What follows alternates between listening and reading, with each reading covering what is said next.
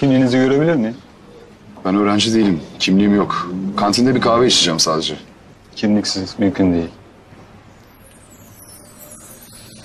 Yanında benim gibi bir arkadaşı varsa mümkün. Buğra. Hayırdır ya? Hangi rüzgar attı seni buraya? Dur tahmin edeyim. İş hayatı yordu.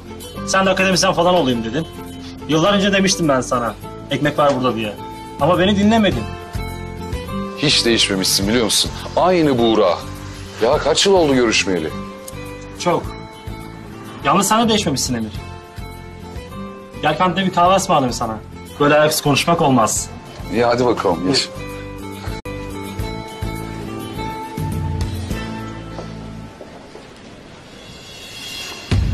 Müsait bir zamanda ziyaret etmeyi çok isterim. Dayım da çok mutlu olur sizi gördüğüne. Ne zaman isterseniz buyurun. Ders notlarının dışında bir de şu bahsettiğim kitap var. Onu da getiririm. Eksiklerini tamamlarsın. Çok teşekkür ederim. Çok sağ ol. Hayatım.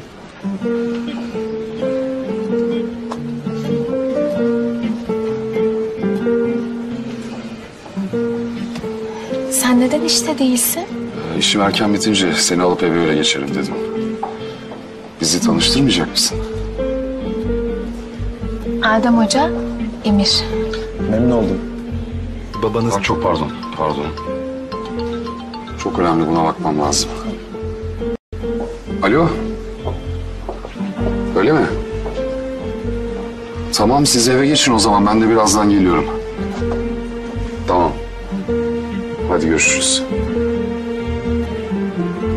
Hayatım, çok önemli bir işimiz çıktı. Eve gitmemiz gerekiyor. Toplantım var avukatla. Her şey için çok teşekkür ederim. İyi günler. İyi günler.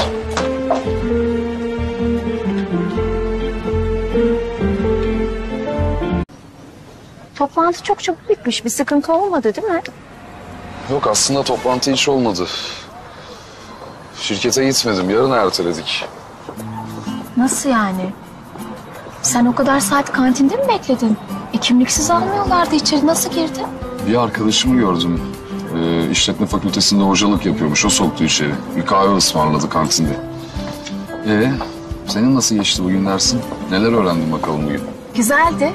Bayağı konu işledik. Eve gidince tekrar etmem lazım. Adem Hoca bugün işlediklerinden sınavda da soracakmış.